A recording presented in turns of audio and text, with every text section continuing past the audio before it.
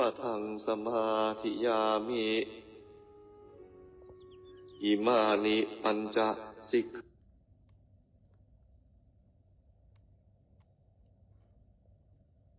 นิปัญจสิกขาปทานิสมาธิยา